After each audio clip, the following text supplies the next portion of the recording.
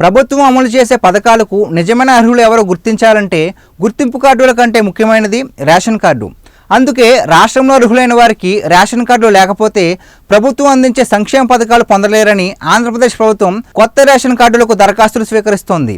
పేద, సామాన్య, మధ్యతరగతి ప్రజలకు రేషన్ పింఛన్తో పాటు దీపం 2 పథకం, ఫీజు రియంబర్స్మెంట్ వంటి వాటిని పొందడానికి కొత్త రేషన్ కార్డులు అందించేందుకు ప్రణాళిక సిద్ధం చేసింది. ఇందులో భాగంగానే డిసెంబర్ 2వ తేదీ సోమవారం నుంచి నెలాఖరు 28 వరకు రేషన్ కార్డులు లేని వాళ్ళు కొత్త రేషన్ కార్డుల కోసం దరఖాస్తు చేసుకోవాలని సూచిస్తోంది.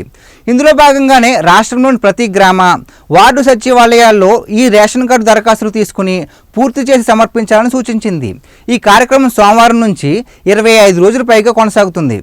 కొత్త రేషన్ కార్డులతో పాటు పాత రేషన్ కార్డులో ఉన్నవారికి కూడా వాటిని అప్డేట్ చేసి కార్డులోని తప్పులు సరిచేసి కొత్త వ్యక్తుల పేర్లు యాడ్ చేసి కార్డులు మంజూరు చేయనట్లుగా ప్రకటించింది. కొత్తగా మంజూరైన రేషన్ కార్డును సంక్రాంతి పండుగలోగా లబ్ధిదారులకు అందజేయనుంది. ఆంధ్రప్రదేశ్లో మంచి ప్రభుత్వం అని చెప్పుకుంటున్న కూటమి సర్కార్ పేద ప్రజలకు తీపి కబురు చెప్పింది. ఎప్పటి నుంచో రేషన్ కార్డు లేకుండా ప్రభుత్వ పథకాలు నోచుకోని వారి కోసం కొత్త రేషన్ కార్డులు మంజూరు చేసేందుకు డిసెంబర్ 2వ తేదీ సోమవారం నుంచి దరఖాస్తులు స్వీకరిస్తుంది. రాష్ట్ర వ్యాప్తంగా ఈ కార్యక్రమాన్ని అత్యంత వేగంగా చేపట్టనుంది ప్రభుత్వం. 5 ఏళ్ల వైసీపీ పాలనలో చాలా మంది పేదలు రేషన్ కార్డులు లేక ఇబ్బంది పడుతున్నారు.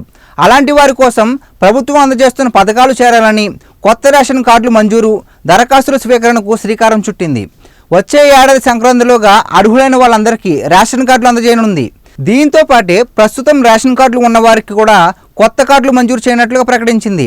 దీనికి సంబంధించిన బడ్జెట్ను కూడా విడుదల చేసింది చంద్రబాబు ప్రభుత్వం. కొత్తగా రేషన్ కార్డులు దరఖాస్తు చేసుకునేవారు తమ ఆధార్ కార్డు, ఓటర్ గుర్తింపుతో పాటు రాష్ట్రంలోని గ్రామ, వార్డు సచివాలయాల్లో అప్లికేషన్ తీసుకుని పూర్తి చేసి సమర్పించాలని ప్రభుత్వం సూచిస్తోంది.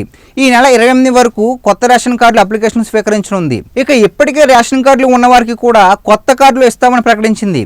పాత కార్డుల్లో లేని వ్యక్తుల పేర్లు తొలగించి కొత్తగా యాడ్ చేయాల్సిన వారి పేర్లు చేర్చడంతో పాటు రేషన్ కార్డుపై ఉన్న గత సీఎం ఫోటోను తొలగించి ప్రభుత్వం అధికారిక ముద్రతో కొత్త కార్డులు ఇవ్వనుంది.